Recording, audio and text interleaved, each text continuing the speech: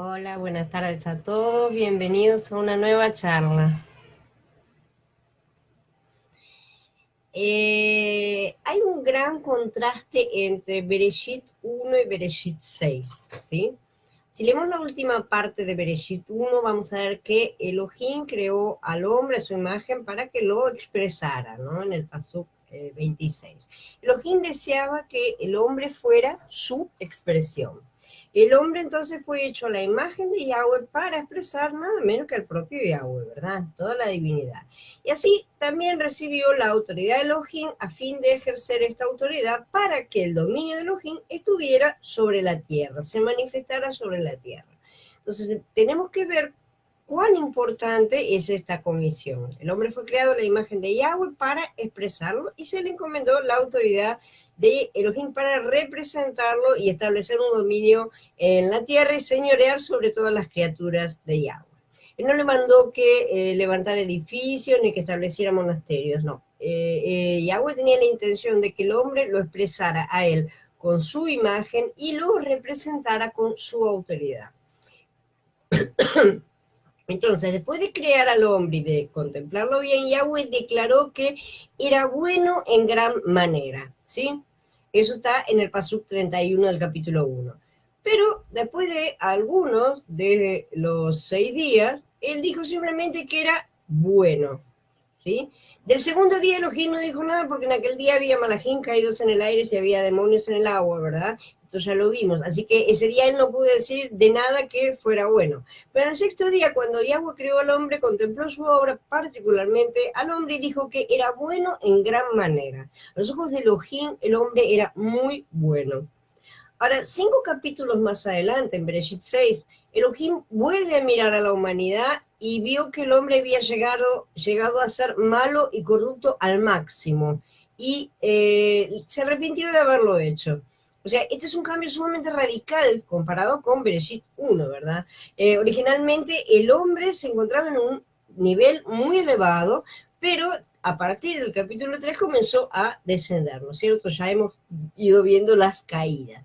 Ahora, ¿qué habríamos hecho nosotros si fuéramos Yahweh, ¿no? Tal vez hubiéramos dicho, olvidémonos del hombre, ¿no? Pues vamos a borrarlo, vamos a dejarlo de lado. Pero si hiciéramos esto, ¿en qué quedaría el propósito eterno de Yahweh?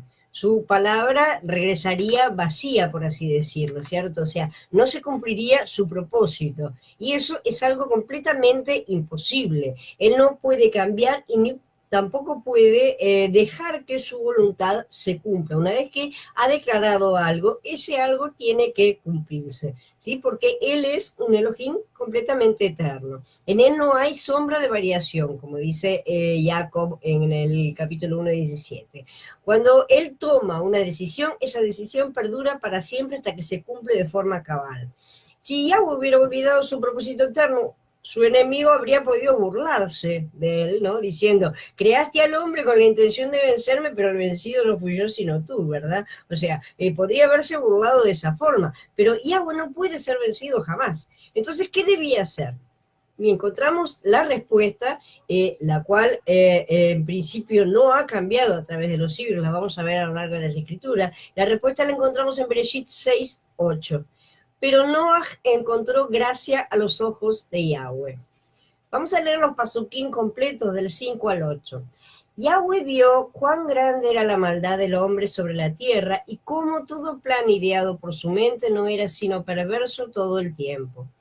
Y Yahweh lamentó haber creado al hombre en la tierra y se le entristeció el corazón. Yahweh dijo, borraré de la tierra a los hombres que he creado, al hombre junto con las bestias, los reptiles y las aves del cielo, porque lamento haberlos hecho. Pero Noah encontró gracia a los ojos de Yahweh. Si esto fuera todo, o sea, si la primera parte de lo que leímos fuera todo, no tendríamos ninguna esperanza. Pero gloria al Padre por el último pasuk, ¿no? Por el pasuk 8. Este pasuk empieza con un enorme pero no halló gracia ante los ojos de Yahweh. Este es uno de los pasukim más importantes del libro de Bereshit. Hasatán estaba contento, muy, muy feliz de que el hombre fuera raído de la faz de la tierra, que fuera completamente eliminado. pero Noah halló gracia a los ojos de Yahweh. Esto entonces cambió toda la situación y cambió también la era. En medio de un aparente fracaso, un hombre venció por medio de haber hallado gracia ante los ojos de Yahweh. Este fue un momento crítico. Si leemos la historia a la par de las escrituras, vamos a ver que en cada generación Hasatán ha hecho lo imposible por empeorar la situación. Siempre ha tratado de hacer caer a todos los seguidores de Yahweh. Pero siempre ha habido una persona o unas pocas en cada generación que han hallado gracia a los ojos de Elohim y que han llegado a cambiar la era. Recordemos, por ejemplo, la historia de Israel. Aunque el pueblo se seguía degradando a lo más vil, siempre hubo, por ejemplo, para sorpresa del enemigo, un joven que se llamó Daniel, ¿sí? Y dice en el capítulo 1:8, pero Daniel se propuso en su corazón no contaminarse con la ración de la comida del rey ni con el vino que éste bebía. Por eso le pidió al jefe de los eunucos que no lo obligara a contaminarse. Entonces vemos que leemos pero Noah y también leemos pero Daniel. Siempre hay un pero. En la fase más baja de la caída del hombre siempre hay un pero, siempre hay un remanente. Si examinamos la vida de Noah, vamos a ver que su vida no consistió simplemente en andar con Elohim o en edificar el arca.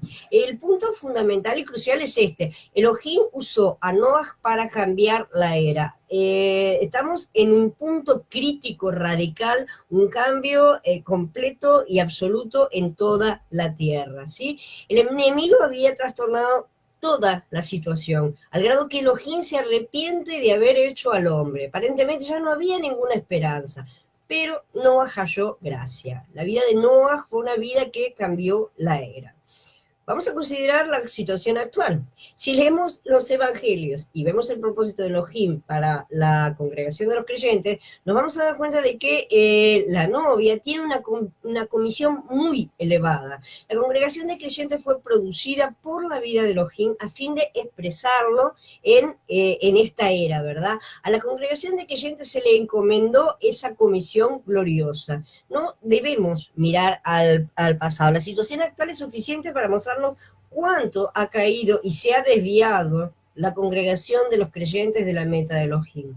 Nuevamente está completamente desviada de lo que es la voluntad de Elohim. Pero no nos desilusionemos. Aunque Hasatán siempre ha hecho todo lo posible por estorbar el propósito original de Elohim en todas las generaciones, este propósito se va a ejecutar porque es la voluntad del Padre. En medio de todos los fracasos, Yahweh siempre ha establecido una congregación de creyentes locales para cambiar la era de cada generación, de cada momento. Siempre ha guardado para sí un remanente que lo representa. Al considerar la tercera caída del hombre, vamos a ver más acerca de lo que Elohim hizo por el hombre caído. Después de la primera caída, Adán y Jabá fueron salvos, ¿verdad? Ser salvos no era algo insignificante, era muy importante. Adán y Jabá eran salvos a pesar de haber caído, ¿no? Fueron salvos. Adán dijo, viviente, y Jabá dijo, he adquirido. Esto ya lo estudiamos antes. Adán y Jabá no fueron salvos por sus propios esfuerzos. Fue Mashiach, el cordero de Elohim, y la simiente de la mujer quien los salvó. Después de ver cómo Elohim trató a Adán y a Jabá, vemos que Hebel ofreció sacrificio superior al de Caín, que también lo estudiamos, ¿verdad? Él ofreció un sacrificio por sus pecados y presentó dones para complacer a Elohim. ¿Puede un hombre caído complacer a Elohim? Hebel era un hombre caído, sin embargo, complació a Elohim. Él fue sabio y además satisfizo a Elohim. Entonces vemos que estas cosas pueden realizarse. Pasamos de Adán a Hebel y de Hebel a Enosh. Enosh empezó la práctica de invocar el nombre de Mashiach para disfrutar de todas sus riquezas. En el caso de Enosh no se trataba solamente de salvación ni de complacer a Elohim, sino de invocar a Mashiach a fin de disfrutar de todo lo que él es, de recibir, de conseguir recibir. Estaba clamando para recibir todo lo que se había perdido. Al pasar de Bereshit 4 a Bereshit 5, encontramos muchas más riquezas. En el capítulo 5 descubrimos que los salvos vivían, engendraban y caminaban con Elohim, ¿verdad? Toda la generación de los hijos de Shem. Después de todo eso vemos aún muchas más cosas en el capítulo 6, donde se nos muestra que Noah ciertamente fue salvo, complació a Elohim, invocó el nombre de Mashiach y disfrutó de todo lo que él es. Noah también vivió y engendró, pues, tuvo 3 hijos, ¿verdad? Aparte de todos los aspectos positivos de la vida de los salvos, Bereshit 6 nos muestra otros aspectos de la vida de Noah que vamos a ver en este momento. Hola, Micaela, Gaby, Flor, buenas tardes. En primer lugar, Noah caminó con Elohim. Bereshit 6:9 nos dice que Noah caminaba con Elohim. Indudablemente, Noah heredó de sus antepasados Adán, Jebel, Enosh, Hanoch, de todos ellos, todas las bendiciones espirituales y siguió el ejemplo de su bisabuelo Hanoch, quien caminó con Elohim en medio de toda una generación maligna, ¿verdad? Muy perversa, adúltera, una generación muy parecida a la nuestra en la actualidad. Así que con toda seguridad lo que él escuchó del caminar piadoso de su bisabuelo Hanoch, y que lo conoció porque todos vivían la suficiente cantidad de años como para conocerse desde varias generaciones, es que debe haber ejercido una gran influencia en él, ¿verdad? Entonces Noah continuó firmemente en la línea de la vida y la prolongó y la desarrolló y la llevó más allá del cambio de la era. En segundo lugar, él halló gracia a los ojos de Yahweh. Bereshit 8, en el capítulo 6:8, nos dice que Noah halló gracia ante los ojos de Yahweh. Esto no es nada, no es poca cosa. ¿Qué significa hallar gracia? Veamos que este pasuk no dice que Elohim le mostró gracia a Noah, ni que le concedió gracia, ni nada por el estilo. No, dice que Noah halló gracia. Recordemos que Bereshit es un libro lleno de semillas, ¿verdad? Que las vamos a ver repetidas a lo largo de todas las escrituras. Son todas semillas espirituales. Así que vamos a encontrar esta misma exacta expresión a lo largo de todas las escrituras. En este pasuk vemos la gracia mencionada por primera vez en las escrituras. Noah pudo ser lo que fue porque él halló gracia a los ojos de Yahweh. En Ibrim, capítulo 4, se nos exhorta a acercarnos confiadamente al trono de la gracia, ¿verdad? A fin de recibir misericordia y hallar gracia para el oportuno socorro. A menudo no conseguimos soportar nuestras situaciones, estamos mal, no las soportamos y no conseguimos enfrentarnos a todo lo que nos sucede. No obstante, existe un lugar llamado el trono de la gracia. A él debemos acercarnos para a recibir misericordia y hallar gracia para el oportuno socorro. No halló gracia por sus propios esfuerzos y de la misma manera nosotros tampoco lo hallaríamos por nuestros propios esfuerzos. Él tenía 2 condiciones, una derivada de la otra. En primer lugar, su ADN no estaba contaminado y eso lo hizo elegible para poder hacer el cambio de la era. Él era genéticamente puro y eso era esencial para continuar con el linaje, la línea de la vida, ¿verdad? Con el linaje de la mujer. Hasatán ya había tratado varias veces de eliminar este linaje, matando a justo Hebel, eliminando a los otros, corrompiendo al resto del linaje, pero Yahweh levantó una nueva semilla, Shet, ¿no es cierto?, que continuó con el linaje hasta que llegamos a Noah. Después de Noah se va a continuar con la misma línea a través de su hijo Shem. En segundo lugar, y como consecuencia justamente de un ADN no contaminado, Hasatán tenía escaso dominio interior sobre Noah. Él no tenía mucho espacio en su interior, porque él seguía a Yahweh. Cuanto menos nos contaminamos con las cosas del mundo, menos dominio tiene Hasatán en nosotros, y más espacio tenemos para servir a Yahweh en nuestro lugar. Noah, entonces, venía de una familia piadosa, ¿verdad? Una familia de creyentes, ya tenían una larga historia de ser creyentes y aprendió de sus antepasados todas estas cosas, ¿verdad? Por lo tanto, él se dio cuenta de que necesitaba la gracia. Su generación era completamente corrupta y estaba llena de violencia, a un punto increíble e insoportable, al punto de que Yahweh decidió eliminarla por completo. El linaje humano se había hecho completamente carne. Noah vivía entre una generación torcida, perversa, maligna, completamente corrupta. Sin embargo, sus padres y sus abuelos le habían enseñado las cosas de Elohim y él se había dado cuenta de que necesitaba la gracia de Elohim para continuar avanzando. Entonces, ahora podemos ver por qué Noah halló gracia. El Pasuk 3 del mismo capítulo indica que Elohim estaba dispuesto a conceder gracia al hombre caído, porque su Ruach aún contendía con el hombre, a pesar del propio hombre, y estaba listo para conceder gracia a los necesitados.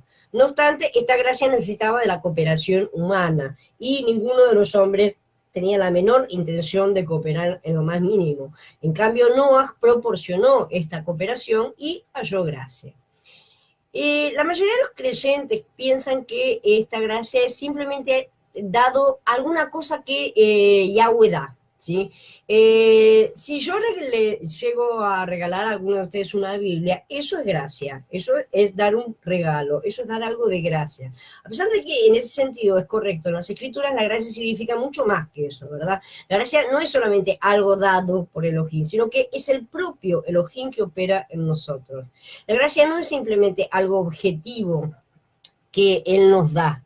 La gracia de Elohim es Él mismo que viene a nosotros y actúa en nuestro interior. Por ejemplo, si somos débiles, Él vendrá y será nuestra fortaleza. Esa venida, esa fortaleza que viene a nuestro interior, es gracia. ¿Somos incapaces de enfrentar una situación? Esto no debería preocuparnos porque Él va a venir a nuestro interior, va a permanecer en nuestro interior y enfrentar esa situación por nosotros y en nosotros. Eso es gracia. Si leemos Bereshit 6 detenidamente, vamos a ver que esa gracia no significa que Yahweh le dio muchas cosas a Noah, sino que vino a Noah y estuvo con él. La presencia de Elohim era la fortaleza y el poder de Noah, no cosas que le hubiera dado, no prosperidades, no muchas cosas que hubiera recibido. La presencia de Yahweh es la gracia. Él no solo disfrutó algo que Elohim le había dado objetivamente, sino que él disfrutó por encima de todas las cosas al propio Elohim. En medio de esta generación en la que él vivía, torcida, adúltera, completamente perversa, una generación que prácticamente nadie conseguía resistir las tentaciones. De hecho, él fue el único, ¿no es cierto?, que fue hallado justo. Noah halló gracia a los ojos de Yahweh. Él intervino, fortaleció a Noah, permaneció con él y lo mantuvo firme. Eso era esencial para que a través de Noah se pudiera perpetuar la raza humana y las semillas, las dos semillas. Así que esta es la gracia que Noah halló y es la gracia que nosotros también hallamos y nosotros podemos obtener. Vamos a considerar ahora, una vez más, la condición de la sociedad moderna, porque todo lo tenemos que comparar, porque nuestros tiempos son como la época de Noah, ¿verdad? Entonces, todo lo que aparece en la TV, en los diarios, revistas, etcétera, contiene demasiadas tentaciones.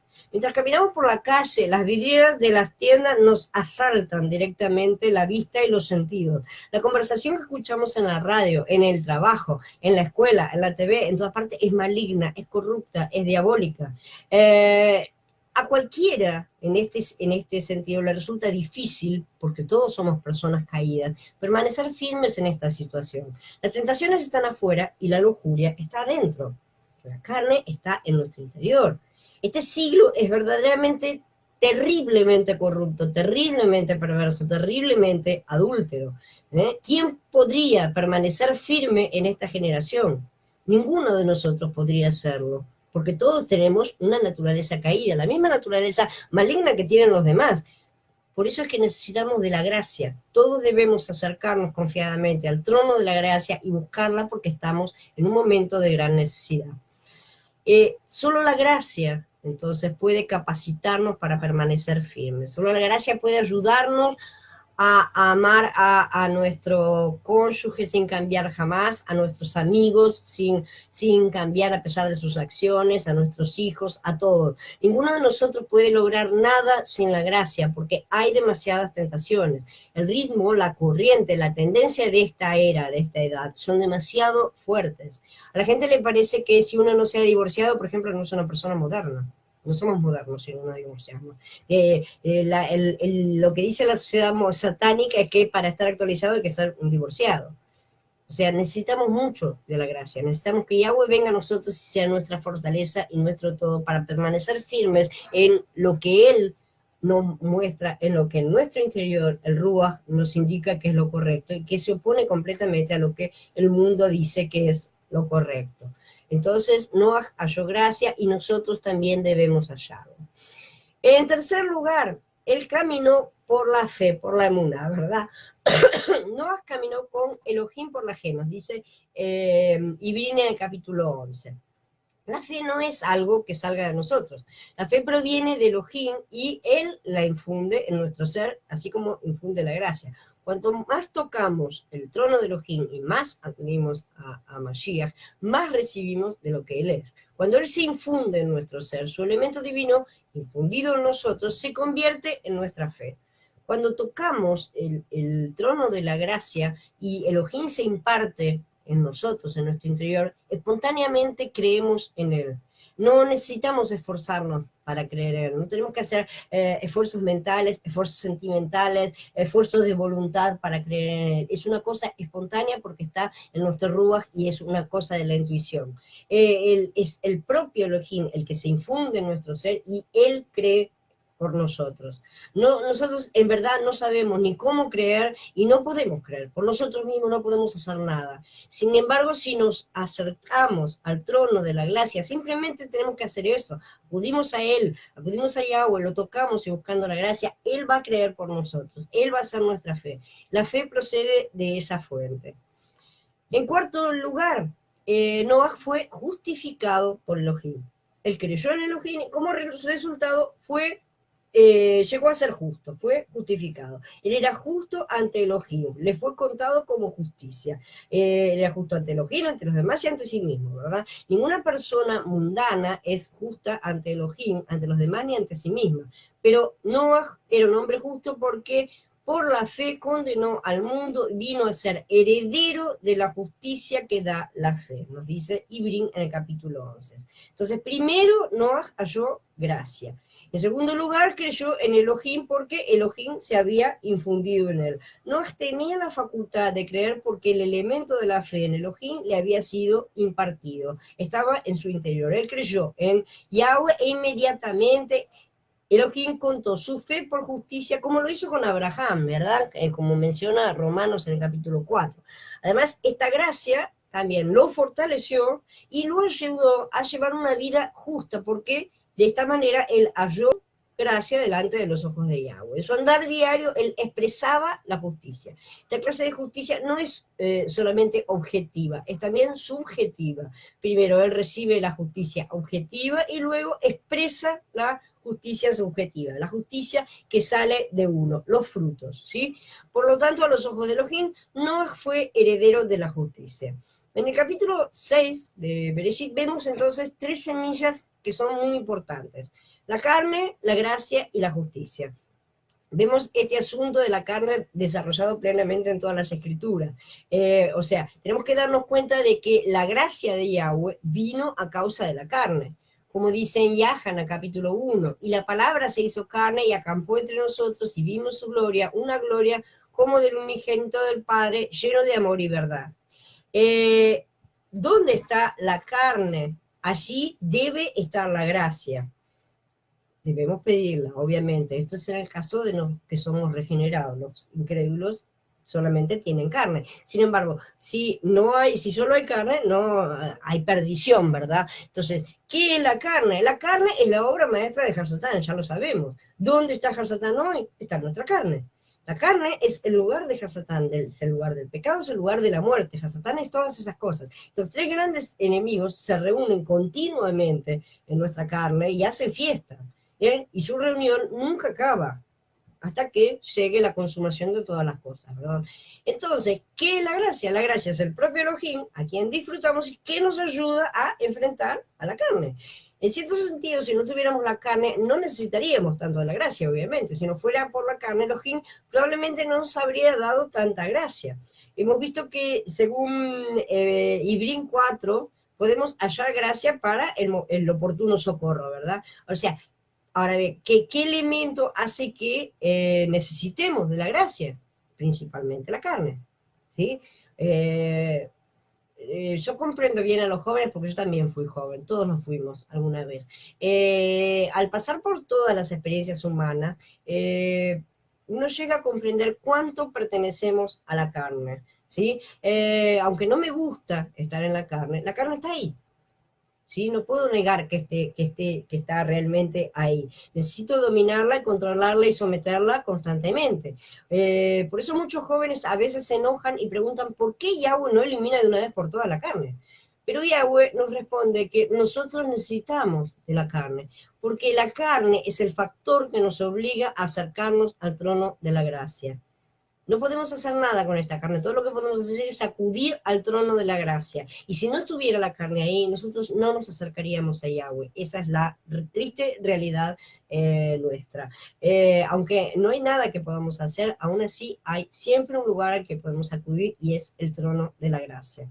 Él sabe que si quitara la carne de en medio, ninguno de nosotros lo buscaría, ¿verdad? En su soberanía, en su sabiduría, Él ha dejado la carne aquí, podía haberla quitado en su momento, ¿no es cierto? O en el momento en que somos salvos podría ser eliminada, pero Él la ha dejado sabiendo que en cierto sentido nos resulta útil. Día y noche la carne nos ayuda a volvernos al trono de la gracia. Cuando seamos maduros, es decir, cuando seamos resucitados, podremos prescindir de la carne por completo. Pero antes de llegar a la madurez de la vida, necesitamos de la carne en cierta medida, no para perjudicarnos, sino para que nos obligue a acercarnos al trono de la gracia de forma constante y perseverantemente. Si leemos detenidamente el Berit Hadashah, vamos a ver que donde está la carne está también la gracia. Lo vemos particularmente en la epístola de los Gálatas. Ustedes que pretenden justificarse mediante la Torá, han quedado desligados del Mashiach y han caído del favor, de la gracia, porque nosotros en nuestro Ruach tenemos la esperanza de ser declarados justos por la fe. En capítulo 5. Entonces, Gálatas dice que si intentamos justificarnos por las obras, caemos de la gracia. Estamos en la carne. Y sí, nosotros no debemos hacer eso porque nuestra esperanza es ser declarados justos por la fe, como lo fueron todos los patriarcas, ¿sí? Exactamente como Noah, como Abraham, como todos. Nuestra justicia proviene de la fe. La carne es la misma presencia de Hasatán y la gracia es la misma presencia de Elohim. Tenemos las dos presencias en nuestro interior, el árbol de la vida y el árbol del conocimiento, ¿verdad? Nosotros necesitamos de la presencia de Yahweh para enfrentarnos a Hasatán. Entonces Él está en nuestro interior, ¿verdad? Cada minuto Hasatán está en nuestro interior y esta molestia, estas trabas que se manifiestan constantemente como si fueran siempre nuevas, son las que nos obligan a presentarnos continuamente en el trono de la gracia, ¿verdad? Entonces eso es lo que debemos hacer todas las veces que necesitamos gracia. La justicia siempre acompaña a la gracia. Cuando hallemos gracia, la gracia nos pondrá en paz con nuestros hermanos. Mediante el poder de la gracia, la fortaleza de la gracia, la vida de la gracia, podemos estar bien con Elohim, con los demás y aún con nosotros mismos, ¿verdad? La gracia produce la justicia, entonces. La gracia justifica. La justicia es el producto más elevado de la gracia. Por lo tanto, Romanos, capítulo 5, 21, dice que la gracia reina por la justicia para vida eterna. Por consiguiente, la justicia y la gracia siempre van juntas. Donde está la carne, ahí tiene que estar la gracia, y donde está la gracia, se produce justicia. Si no está la gracia, no hay justicia, y esa persona no es justificada, y por lo tanto no es salva. Entonces nosotros, los que hallamos gracia, somos justos porque somos justificados. Somos más justos que los demás a causa de la gracia que hemos recibido, no por nosotros mismos. No somos justos por nosotros mismos, sino por la gracia, ¿sí? Pero podemos jactarnos de que los miembros de la novia son más justos que los demás, porque somos producto de Yahweh, ¿no? Somos un producto de la actividad del Ruach en nosotros. Entonces podemos sí jactarnos de ser los hijos de Yahweh y de ser la voluntad que se cumple, su voluntad que se cumple, ¿no? Que se manifiesta.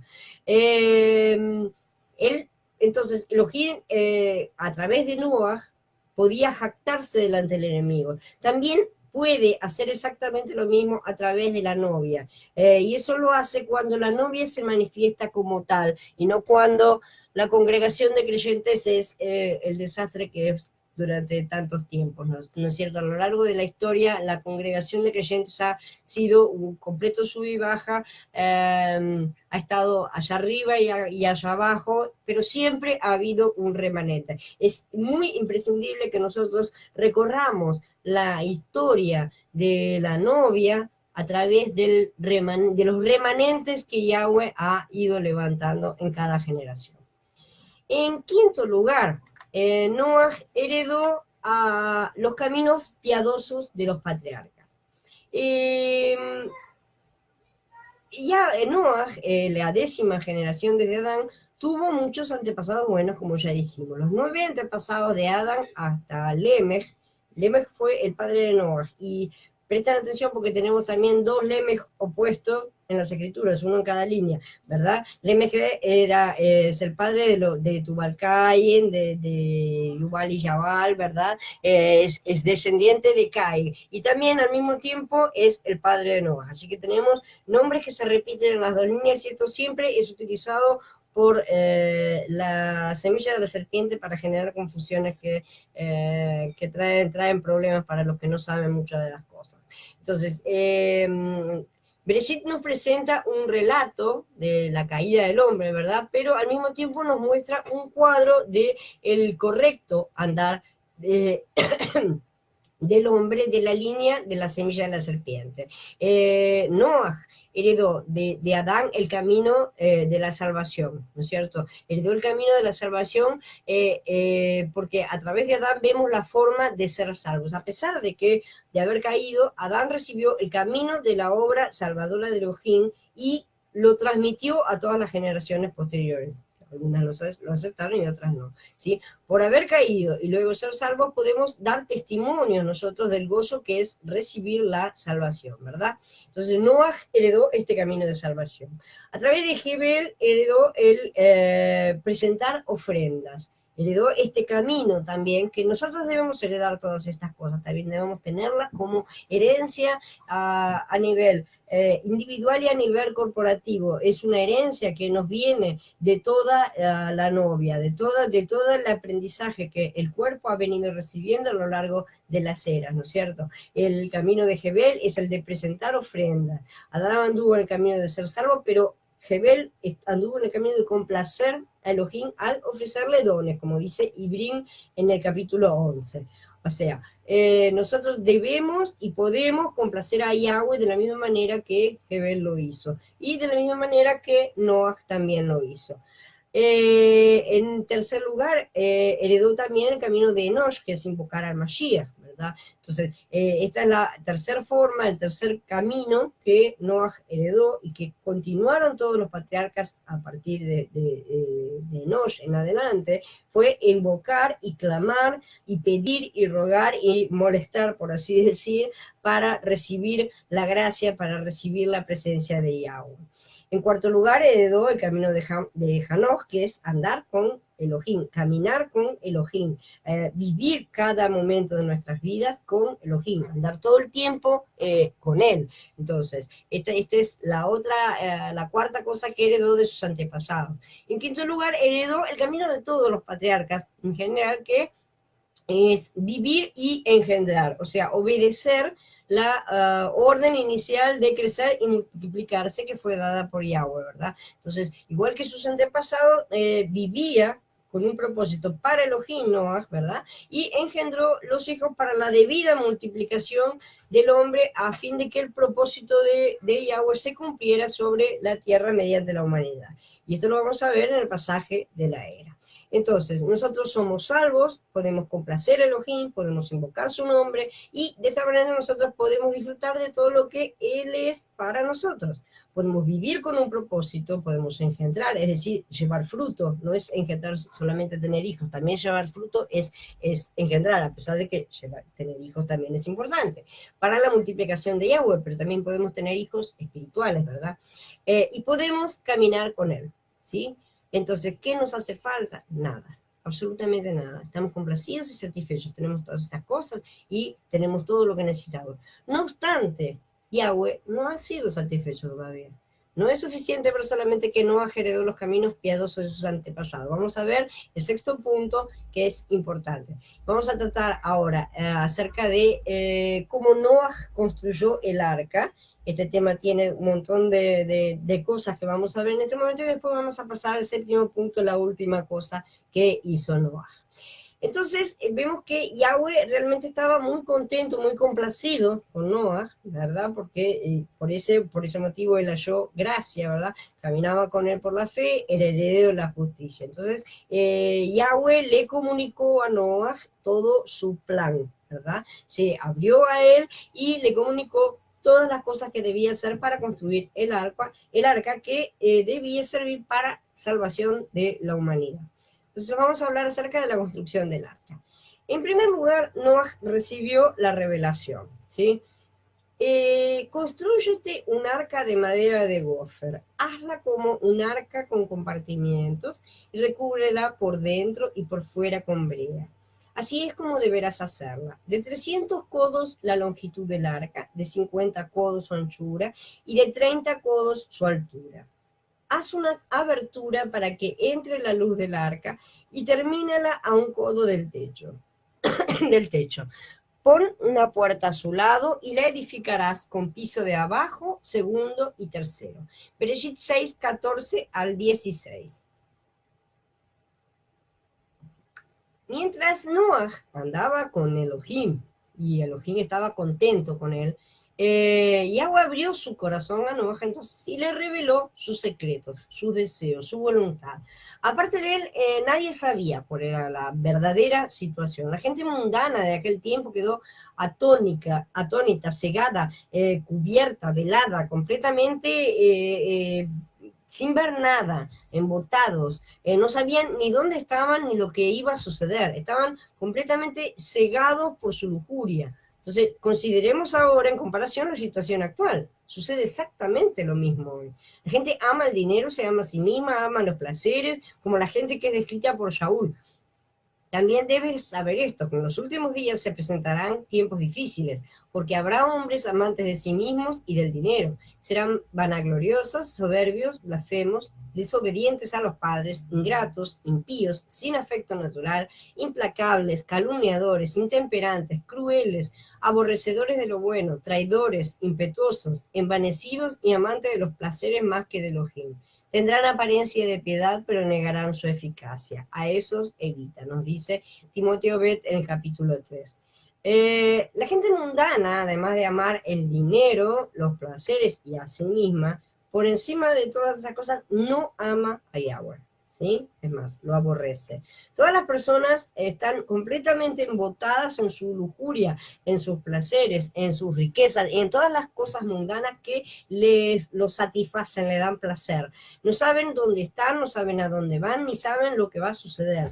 El 99,99% de la humanidad está completamente ciega caminando hacia un abismo. ¿Sí? Ocurrió exactamente lo mismo en la antigüedad. Sin embargo, es importante que comprendamos que esto se refiere también en cierta medida a la masa del pueblo, que son los dormidos, los consumidores, como lo llaman ellos mismos.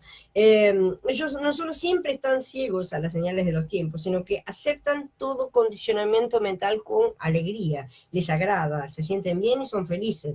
Diferente es el caso de la élite que los adoctrina para mantenerlos en este estado y poder utilizarlo. Son dos factores completamente diferentes, ¿no? Uno son los manipulados y otros los manipuladores. Sin embargo, los dos están en la misma línea. Y es triste estar en la misma línea que los que van a morir y ser un manipulado, ¿no es cierto?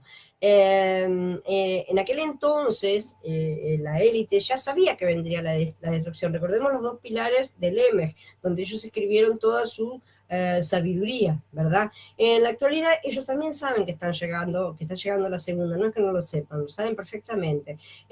Como su misma leyenda cuenta, la destrucción sería por agua y la otra por fuego. La por agua ya sucedió, ellos están esperando la por fuego. Y el propio Pedro también menciona que el mundo está esperando ser destruido por fuego, ¿verdad? Entonces estamos esperando la segunda.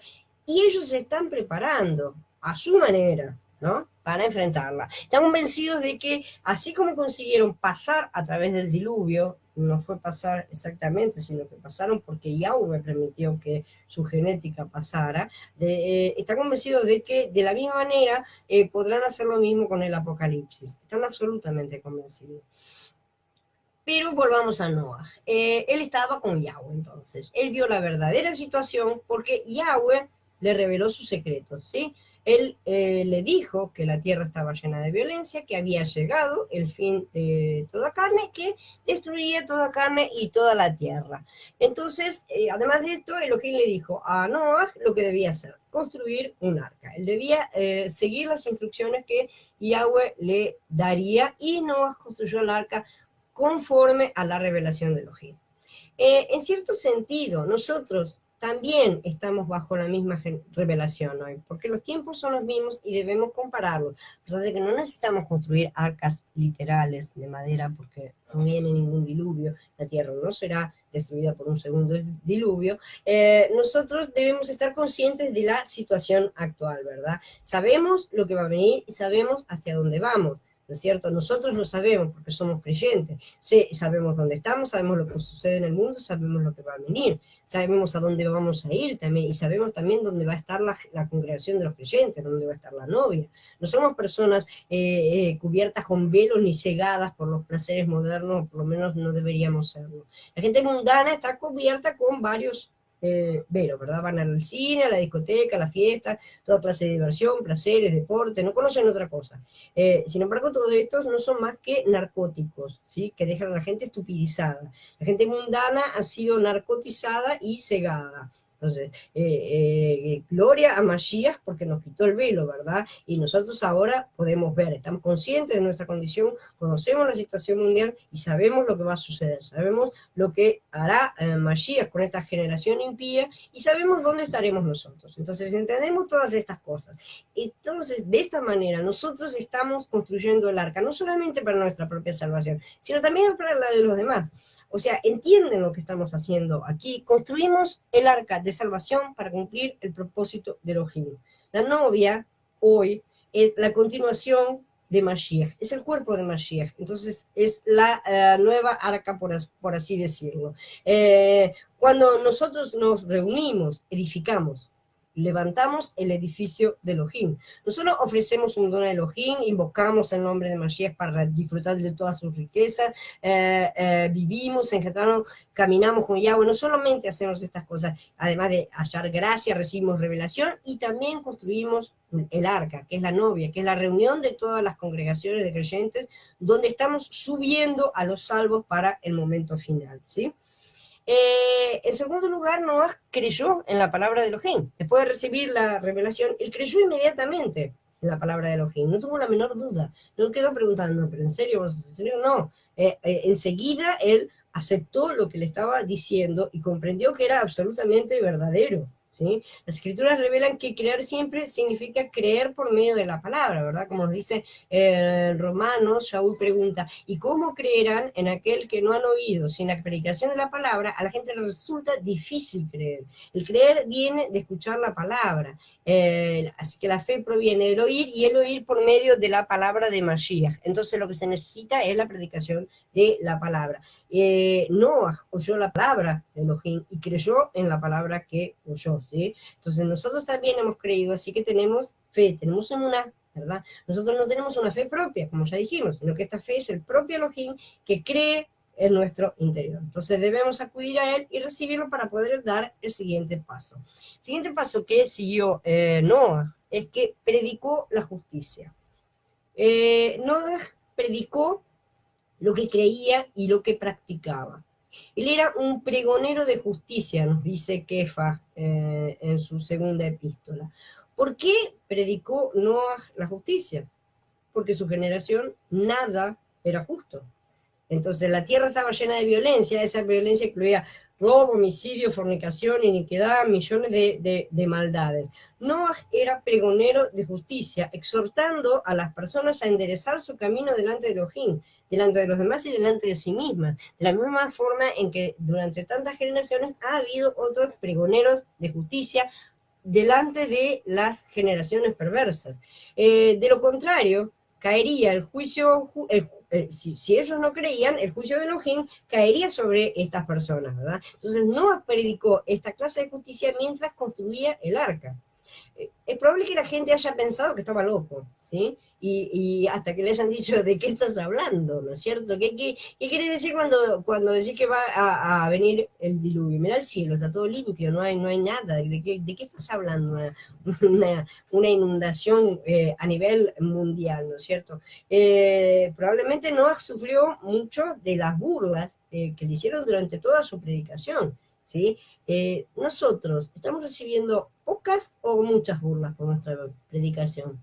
Si son pocas, es que no estamos predicando lo suficiente, no estamos no estamos molestando lo suficiente, y nuestra predicación no llega a tantos oídos. Nosotros somos los constructores del actual arca y los predicadores de los tiempos del fin, así como Noah lo fue en su época, en aquel cambio de era. Nosotros estamos delante, a las puertas de un nuevo cambio de era. Estamos realmente gritando delante de todos, o sea, no olvidemos que si no nos movemos lo suficiente, la sangre de los que se pierdan recaerá sobre nuestras cabezas. A ti, hijo de hombre, te he puesto como centinela para la casa de Israel. Oirás pues la palabra de mi boca y les advertirás de mi parte. Si yo le digo al impío, impío, morirás irremisiblemente, y tú no hablas para advertir al impío de su camino, el impío morirá por su pecado, pero yo demandaré su sangre de tu mano. Pero si tú adviertes al impío de su camino para que se aparte de él y él no se aparta de su camino, morirá por su pecado, pero tú habrás librado tu vida. Dice Ezequiel en capítulo 33, perdón. Entonces es importante que tengamos en cuenta nuestra predicación, que tengamos en cuenta qué es lo que nosotros estamos haciendo por el reino. Porque no alcanza con estar todo el tiempo alimentándonos a nosotros mismos como piedras. Tenemos que formar parte del edificio, tenemos que hacer todos los esfuerzos necesarios para que se cumpla la voluntad de Yahweh. Y ese cumplimiento tampoco puede ser hecho de forma individual, siempre tiene que ser hecho de forma corporativa, porque lo que Yahweh busca no es un templo individual, es un templo corporativo, en el cual todos somos uno con él. En cuarto lugar, Noah preparó efectivamente el arca. Dice, mientras Noah predicaba la justicia, él construía y preparaba el arca. Nos dice Kefa Aleph en el capítulo 3. En primer lugar vamos a hablar de las medidas del arca, del tamaño, ¿no es cierto? La longitud del arca era de 300 codos, la anchura era de 50 codos y la altura era de 30 codos, como ya leímos un poco antes. Y además de esto, el arca tenía 3 pisos, ya que la altura del arca era de 30 codos, la medida de cada piso debe haber sido de 10 codos cada una, ¿verdad? Estas dimensiones son muy significativas. ¿Por qué el arca tenía estas medidas? Por una sencilla razón. Los números fundamentales del edificio de Elohim son el 3 y el 5. Éxodo nos menciona otra arca, el arca del testimonio de Elohim, ¿verdad? Así que las escrituras contienen 2 arcas, el arca de Noah y el arca del testimonio de Elohim. Y dice Shemot en el capítulo 25, harán un arca de madera de acacia cuya longitud será de 2 codos y medio, su largura de codo y medio y su altura de codo y medio. Las dimensiones del arca del testimonio entonces serán 2 codos y medio de longitud, 1 y medio de anchura y 1 y medio de altura, ¿verdad? Al comparar estas 2 arcas vemos que 2 y medio es la mitad de 5 y 1 y medio es la mitad de 3. O sea, la primera arca tiene las medidas completas, la segunda arca tiene la mitad de las medidas, ¿sí? Las escrituras son la palabra divina, ¿verdad? Y cada uno de sus puntos tienen un significado muy específico. Por eso no se deben andar cambiando los números para pasarlo a medidas modernas como tantas versiones han hecho, quitando el significado esencial primario, ¿no es cierto?, que estaba en los originales, porque en sí no nos interesa el tamaño del arca, sino el mensaje que es transmitido a través de estas medidas. Aparte de las escrituras, fuera de la traducción, sí se puede hacer esa traslación, si quieren hacerla a las medidas, construir maquetas en tamaño original, si las quieren hacer no hay ningún problema, pero fuera de las traducciones, porque cuando encontramos traducciones en las que estas medidas están en pies, en centímetros o en lo que sea, en cualquier otra medida, no tienen las mismas cifras y no corresponde al mensaje original. Entonces, si leemos Éxodo 27, vamos a encontrar todas estas cosas al respecto del arca del testimonio, lo vamos a ver en su momento y mucho más profundamente, porque tiene mucho más de lo que vamos a mencionar ahora, ¿verdad? Pero nos vamos a encontrar que los números 3 y 5 son también los números fundamentales del tabernáculo todo. El atrio del tabernáculo medía 100 codos de longitud en los lados sur y norte, ¿sí? La anchura del atrio de los lados occidental y oriental era de 50 codos. El cercado, o las cortinas del atrio, medían 5 codos de altura. Las cortinas de ambos lados de la entrada medían 15 codos de longitud. Estas cortinas pendían de 3 pilares en cada lado, formando así 3 secciones de 5 codos cada una. Nada está escrito en vano en las escrituras. Las medidas de todo el atrio del tabernáculo se componen de los números fundamentales 3 y 5. Y esto no es numerología, esto no tiene nada que ver con la Kabbalah ni nada por el estilo. Lo que ellos hacen es ir mucho más allá de lo que está escrito y delirán.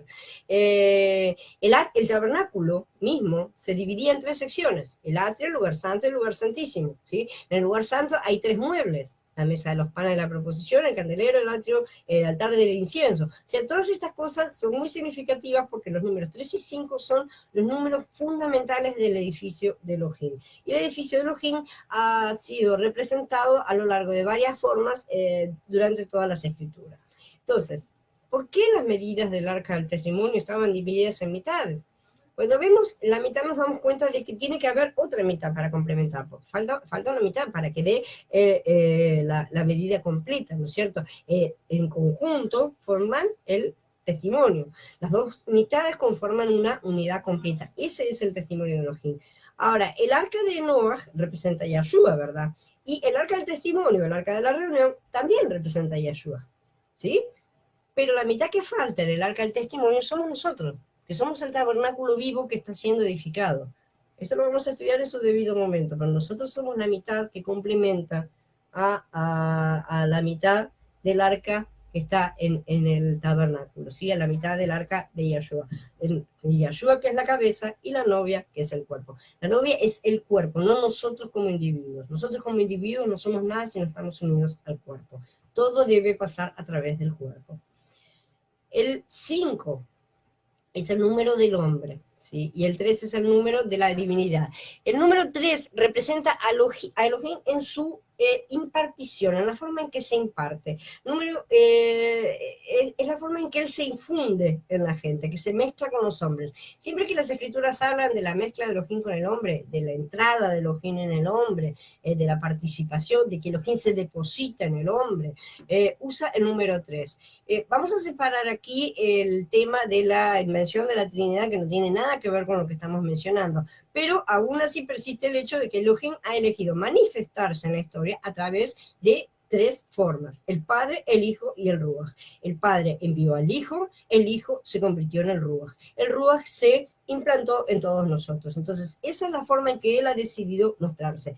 Del tema estas son las 3 manifestaciones que él eligió, ¿verdad? Como Yahweh Todopoderoso, como Mashiach, que es la corporificación de la gloria de Yahweh, y como el Ruach HaKodesh, que se imparte. Eso es comparable con los estados del agua: sólido, líquido y gaseoso, pero todos ellos son siempre agua, ¿sí? Entonces, acá no hay ningún monstruo de 3 cabezas como los dibujitos que hacen de la Trinidad. El resto son delirios de hombres y no tienen nada que ver con nada. Por ejemplo, podemos considerar a este respecto Corinti Yimbet, en el capítulo 13, donde dice: la gracia de Yahshua HaMashiach, el amor de Elohim y la comunión del Ruach HaKodesh sean todos con ustedes. Acá no hay una doctrina acerca de 3 dioses, ¿sí? Es Elohim en sus 3 manifestaciones en el proceso de impartirse a lo largo de la historia, de entrar en nosotros y de introducirnos en todas sus riquezas, ¿sí? Este es el significado del número 3, no una trinidad, un triangulito u otras cosas.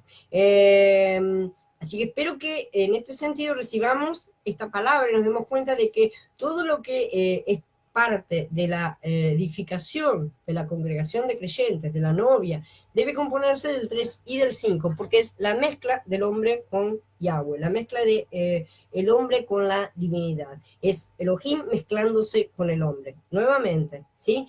Todo lo que cada creyente hace para la edificación de la novia debe proceder de la mezcla de Elohim con cada piedra individualmente y con la novia corporativamente. Estas cosas no pueden hacerse por separadas, no pueden hacerse solo individualmente y por supuesto no pueden hacerse solo corporativamente. Es una mezcla completa de conceptos, ¿verdad? Otro punto que tiene el arca es que tenía 3 pisos, como dijimos, era piso bajo, segundo y tercero, ¿verdad? ¿Qué dice?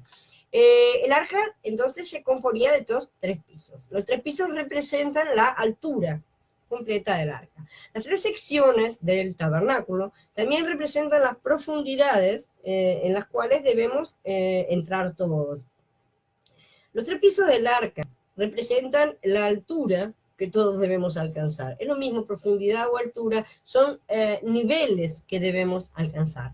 En cierto sentido profundizamos y en otro sentido nos elevamos, ¿no es cierto? Pero, sin embargo, la cuestión es entrar en contacto en todas las veces. Así que, sin duda, los 3 pisos del arca representan al Padre, al Hijo y al Ruach. Ahora bien, ¿cuál es el primer piso? Es fácil saber quién es el segundo piso porque la segunda persona siempre sabemos que es el Hijo, ¿no es cierto? El Hijo siempre está en el medio. Pero, ¿cuál es el primer piso? ¿Elohim o el Ruach? En Lucas 15 encontramos 3 parábolas. El pastor que recobra la oveja perdida, la mujer que busca y encuentra la moneda perdida, y el padre que recibe al hijo pródigo.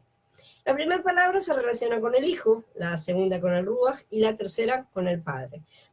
Nuestra experiencia nos muestra que primero vino el Ruach a nosotros, nos encontró, nos llevó al hijo, el hijo nos impulsó a creer en el hijo, ¿verdad? Después de creer en el hijo, él nos impulsa a invocar Abba, Padre.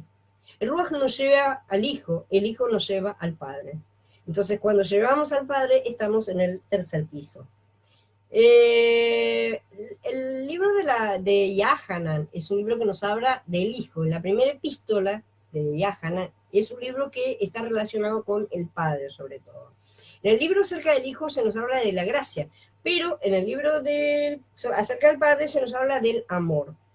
El amor es superior a la gracia. En las buenas nuevas de Yahanan se menciona la verdad, pero en la primera epístola de Yahanan se menciona la luz. La luz es superior a la verdad. Son niveles superiores, son niveles en los que vamos avanzando y creciendo en la revelación. Las buenas nuevas de Yahanan son buenas porque nos llevan al Hijo. Sin embargo, la primera epístola de Yahanan nos conduce al Padre. Todos tenemos que ir avanzando en la experiencia, no quedarnos en el primer nivel ni en el segundo nivel. Nosotros necesitamos llegar al tercer nivel porque tanto el Ruach como el Hijo nos impulsan a llegar al Padre. No debemos quedarnos en la mitad del camino, tenemos siempre que llegar al Padre. Entonces, el primer piso del arca corresponde al Ruach. A muchos creyentes les gusta mucho hablar acerca del bautismo en el Ruach, de cosas carismáticas, ¿no es cierto? De cosas que les llaman tanto la atención. Pero todas estas cosas, aun cuando muchas de ellas son verdaderas, otras son falsas, pero aun cuando muchas son realmente verdaderas, todo esto está solamente en el primer piso. Todos debemos acudir al Ruach sin duda alguna para poder conocer al Hijo, a Mashiach. Entonces llegaremos al segundo piso. Cuando llega Mashiach es algo diferente, porque Mashiach necesita formarse en nuestro interior, necesita expandirse en nuestro interior, es algo superior. Pero un día vamos a llegar al piso que corresponde al Padre, porque es hacia allá a donde nos dirigen tanto el Ruach como el Hijo. Es el piso más elevado y el más excelente, y ahí a donde tenemos que llegar, ¿verdad?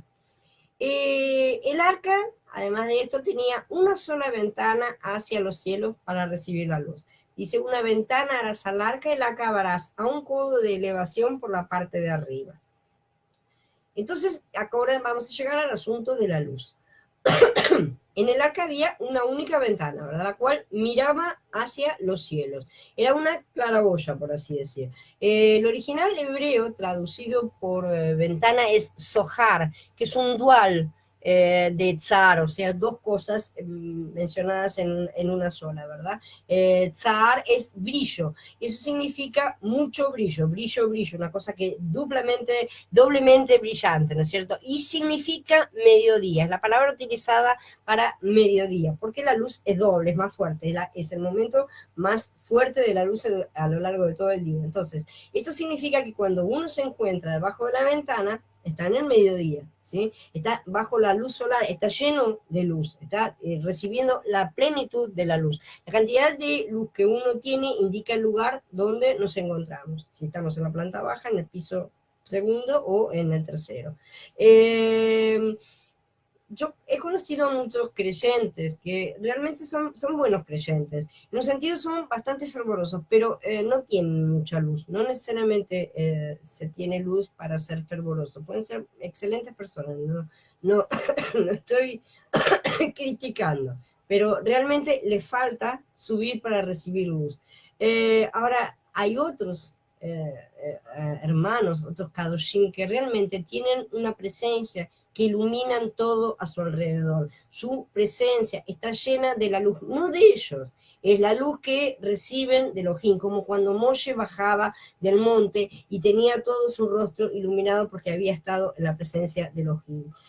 Así es como nosotros debemos ser la luz para el mundo, ¿verdad? O sea, ¿en qué piso nos encontramos? Porque para recibir la luz completa y ser completamente iluminados, tenemos que estar en la cima del monte, tenemos que estar en el topo, en el tercer piso del arca, ¿sí?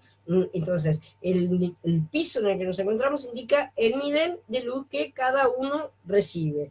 En el mayor nivel que nos encontremos, mayor luz tendremos y más elevaremos a la novia y más luz reflejaremos al mundo, ¿sí? Entonces, había una única ventana en el arca. También hoy la gente debate mucho acerca de los ministerios, los diferentes ministerios.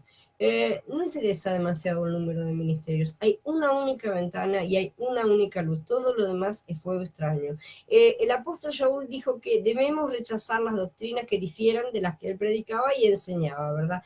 En la novia y en la congregación de creyentes de Elohim debe haber una única ventana, debe haber una única entrada de luz.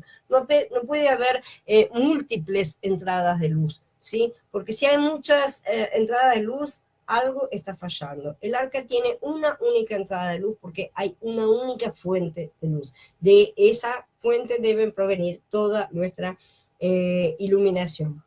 Entonces en el edificio hay una única ventana, hay una única revelación y una única visión también, ¿sí? La luz viene de arriba o son tinieblas. Por eso tantos cerras, como dicen, como ciegos palpamos la pared, andamos a tientas como los que no tienen ojos, tropezamos al mediodía como si fuera oscuro, entre los robustos somos como muertos, dice Yesaya en el capítulo 59. Además, el arca tiene una sola puerta, dice, y pondrás la puerta del arca a su lado. Entonces, hay una única puerta a un lado, ¿no? ¿Sí? Todos hemos entrado por el lado, por el costado. Siempre está en el costado lateral de Yeshua, porque el arca es Yeshua. Entonces, hay una única puerta, un único camino para entrar, que es la puerta estrecha, ¿sí? Tenemos una única apertura para la luz y una única entrada para todos. Y todos pasamos por la misma puerta que es Mashiach. Luego nos dice el material, que es madera de gofer. Dice, construyete un arca de madera resinosa, hazla como un arca con compartimiento. Esta madera resinosa, la palabra original es gofer y realmente se desconoce cuál es el árbol específico, ¿no es cierto? Entonces, en algunas traducciones simplemente transliteran la palabra original, que es gofer. Y de este material, de esta madera, fue hecha el arca. Pues lo que sí se sabe es que es una madera sumamente resinosa. Es un tipo de ciprés probablemente, muy rico en resina. Es una madera que es un tipo de sustancia que larga en los árboles y que es resistente al agua, ¿sí? Entonces, una madera que no tuviera resina no podría ser resistente al agua. La madera de gofer podía resistir al ataque de las aguas del diluvio, ¿sí? El ciprés, además, es una figura de Mashiach en el madero. El Mashiach clavado en el madero puede resistir a las aguas de la muerte. El arca de madera de Gofer pasó a través del diluvio. El diluvio la atacó continuamente, pero no la afectó. Esto representa la solidez de Mashiach en el madero, el atravesar la muerte y vencerla. Mashiach es la verdadera madera de Gofer. Él es el verdadero ciprés. Él está lleno de resina y él resiste cualquier diluvio, resiste a la muerte. Las aguas del diluvio de muerte no pudieron afectarlo. Gloria a él, porque a través de él, en su interior, nosotros atravesamos el diluvio. Finalmente dice, recúbrela por dentro y por fuera con brea. Mashiach entonces no es solamente fue clavado en el madero, sino que también derramó su sangre para cubrirnos de la culpa de nuestros pecados. Por lo tanto, el arca estaba cubierta de brea por dentro y por fuera. La palabra brea traducida por brea es kafar, que es la misma que se traduce como expiación. El significado principal de esta palabra hebrea es cubrir, es una cosa que recubre. ¿Sí? La palabra que se refiere al propiciatorio, que es la cubierta del arca del testimonio, es caporet, que es una palabra que deriva de esta misma raíz, de la raíz que significa expiación. Eso significa que en Mashiach nosotros estamos completamente cubiertos. Todos estamos cubiertos con su redención y la muerte no puede afectarlo a él y por lo tanto ninguna condenación ni juicio puede llegar a nosotros porque estamos cubiertos con la redención de Mashiach. Nosotros estamos dentro del arca, estamos dentro de Mashiach. La brea representa la obra redentora de Mashiach que cubre al edificio de Elohim por dentro y por fuera. El arca del testimonio estaba recubierta de oro, que es completamente imperecedero. El oro es un metal que nada lo afecta, ¿sí? No se corrompe, no se oxida, no nada. Por eso representa la divinidad, ¿verdad? Es completamente incorruptible. Y el arca del testimonio estaba recubierta de oro, ¿verdad? Era de madera de acacia recubierta de oro. Los que iban dentro del arca probablemente tuvieran miedo, ¿verdad? Cuando estaban allá adentro, yo me imagino dentro del arca y con todas aquellas ondas gigantescas, no debe haber sido una cosa demasiado agradable, pero cada vez que miraban a las paredes recubiertas de brea y veían que no entraba nada de agua, se debían tranquilizar, sin duda alguna, podían estar en paz. La brea untada por dentro les proporcionaba paz a los que estaban en su interior. La brea aplicada por fuera servía para satisfacer a Elohim. La cubierta de brea por fuera también era vista por Hasatán y los ángeles. Es un cuadro de la sangre, ¿sí? Cada vez que miramos la sangre, nosotros, en nuestro interior, que nosotros estamos desde adentro, tenemos paz. Cada vez que Elohim mira la sangre, queda satisfecho. Cada vez que Hasatán mira la sangre, queda incapacitado para atacar.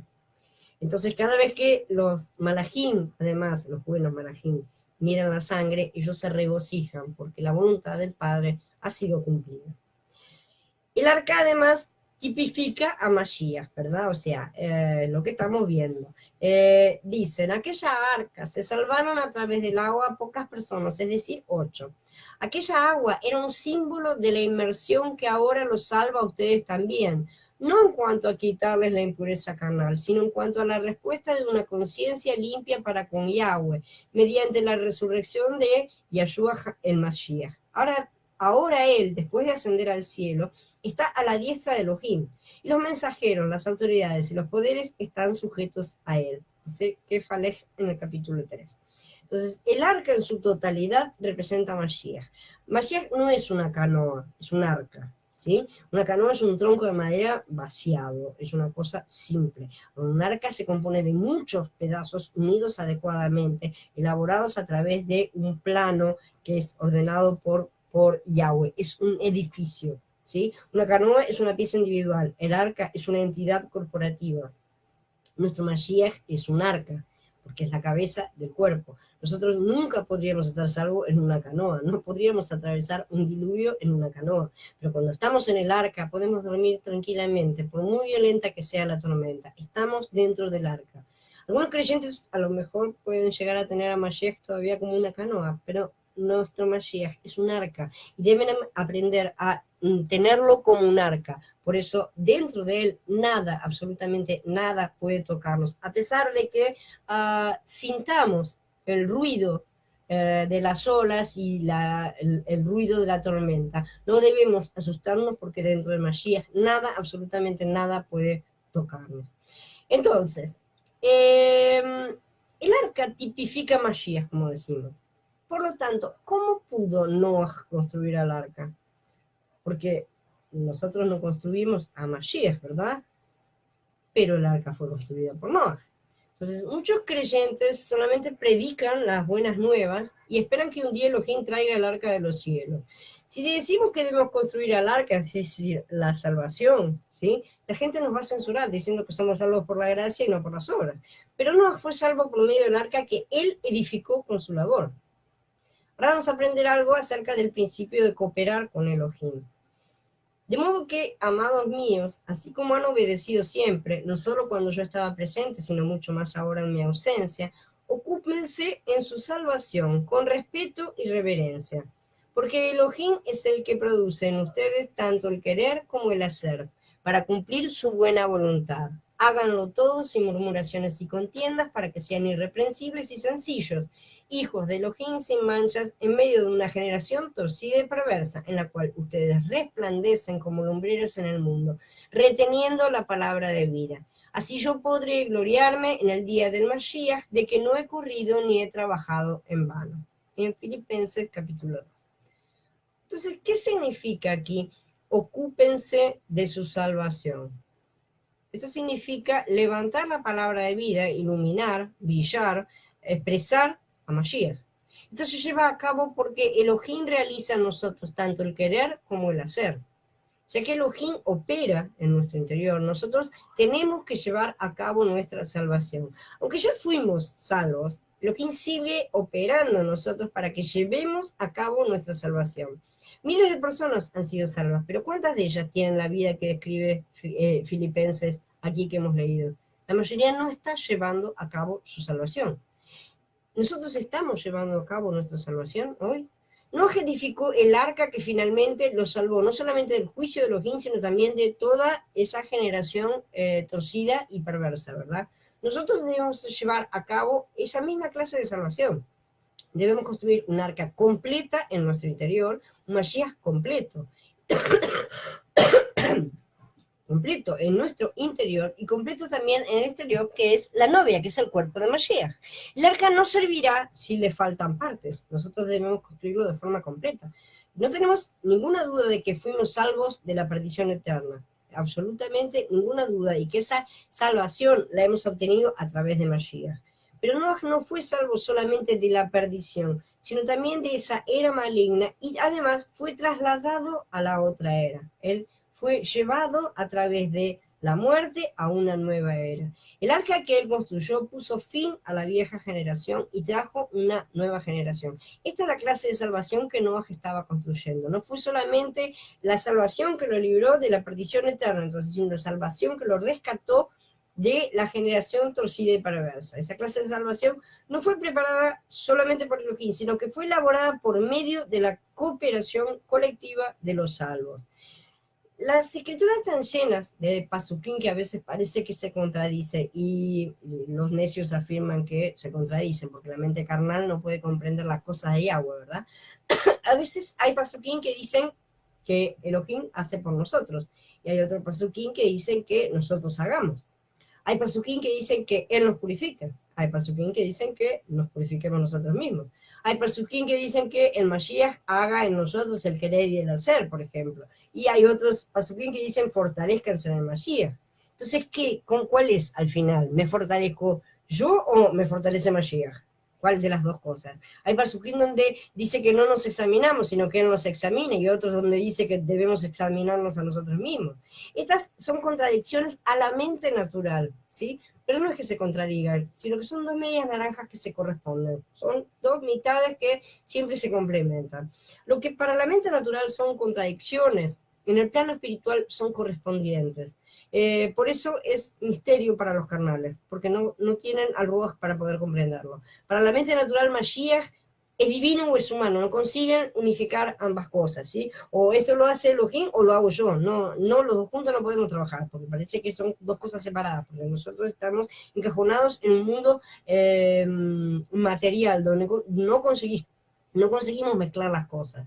Entonces las escrituras las escribió Elohim o las escribieron los hombres. No, los dos puntos no pueden haber trabajado. O las escribieron los profetas, o las escribieron los apóstoles, o las escribió Elohim. Entonces uno dice, no, es cosa de Elohim, otro dice, no, es cosa de los hombres. Y no tiene ninguna de las dos cosas. La escritura es inspirada por Elohim y escrita por los hombres. Elohim hace con nosotros y nosotros hacemos con Elohim. Nosotros en él y él en nosotros. Esa es la verdadera relación de los creyentes con Yahweh. Entonces, entendamos bien esto, porque a veces, especialmente, malentendemos un lado de la mística y nos olvidamos de lo que significa cooperar con Elohim. Él nos creó no para que nos quedemos así, esperando que Él haga las cosas, ¿sí? Él nos creó para trabajar con Él, con Él. No podemos hacer las cosas por nuestra cuenta tampoco. Debemos trabajar dentro de su voluntad. Yo quise, dice el Mashiach, pero tú no quisiste. Entonces no se hizo. Pero decimos nosotros, Mashiach, si realmente querías, ¿por qué no lo hiciste? Si dices que quieres, por ejemplo, que todo hombre sea salvo, que venga el conocimiento de la verdad, entonces, ¿por qué no lo haces? Yo quiero, dice Mashiach, pero quiero que los hombres quieran, ¿sí? Por eso hizo a los hombres con capacidad de querer, que es la libre albedrío. Claro que esa capacidad fue afectada en la caída, lo sabemos, pero con la gracia es de vuelta. De vuelta no quiere decir anulada, como algunos la usan, al contrario. De vuelta quiere decir que ha sido recuperada para cumplir su función original. Es decir, una cooperación activa. A veces no sabemos si fue Elohim en nosotros o si fuimos nosotros en Elohim. Cuando vivimos realmente con Él, a veces no sabemos dónde empieza Él y dónde terminamos nosotros. Y esa es la correcta postura. Entonces, a veces tenemos una clara conciencia de que Él empezó algo, pero entonces empezamos, ¿cómo que Él lo empezó? Si yo tomé la decisión, yo sé que la decisión que tomé, yo me acuerdo de haberla tomado, pero resulta que los asuntos de Yahweh son nuestros asuntos, llegan a ser nuestros asuntos. Nuestro negocio es el de Elohim. Él está en nosotros y nosotros en Él. Al final no sabemos si esto es del novio o de la novia, pero justamente esa es la mezcla correcta que debe darse y así ser uno solo, ¿sí? Porque esa es la forma en que debe ir conformándose la novia para ser finalmente una con el novio, en una carne y en un mismo parecer. Así que este asunto de separación de cuerpos y bienes no existe en el reino de Elohim. Allá todo lo tuyo es mío, lo mío es tuyo, todo está en un mismo plano. Ese es el misterio realmente, la parte que nos cuesta entender porque nosotros todavía estamos aquí en la carne. Lo nuestro es tan importante para Elohim que Él se mete en nuestra vida, en nuestras cosas, y al final resulta que nuestros asuntos son el asunto de Elohim, porque Él los va transformando, Él nos va moldeando para que nuestros asuntos se correspondan con los suyos y que sus asuntos sean los nuestros. Entonces, sus asuntos tienen que terminar siendo nuestro propio asunto. Su voluntad tiene que ser nuestra cosa primordial, no a nuestras necesidades o nuestras cosas. No, lo primero es el reino, el resto será añadido. Entonces, sus cosas tienen que transformarse en nuestra propia necesidad, en nuestro propio asunto, nuestra propia temática central. Así que debemos eliminar las cosas que no son de Yahweh y reemplazarlas por las suyas, para que todo sea nuestro asunto conjunto. Entonces hay que entender que estas dos cosas siempre tienen que ir juntas. A veces nos olvidamos de esto y queremos que solamente Él quiera, pero Él quiere que nosotros queramos. Entonces nosotros nos quedamos así esperando y no pasa nada. A veces queremos nosotros solos, Él no quiere, ¿sí? Y ahí está el otro problema. Las cosas tampoco salen. ¿Por qué? Porque no estamos en conjunto, no estamos actuando en conformidad, ¿sí? No estamos en un mismo pensamiento. Entonces aquí tenemos las medias medidas del arca del testimonio, porque es un arca de alianza, de pacto, de relación, es un tabernáculo de reunión. Pero el arca del diluvio es Mashiach completo formado nosotros. Tenemos que construir el arca completa, como Él lo ordena, nosotros en Él, por causa de que Él está en nosotros. Y ese nosotros, que es todo nuestro ser, es todas nuestras funciones, toda nuestra razón, toda nuestra voluntad, todas nuestras emociones, pero en Él. Él es en nosotros. Nuestra alma y cuerpo deben ser llevados a sus pies, en el Ruach, para que nuestro querer sea su querer y su querer sea el nuestro.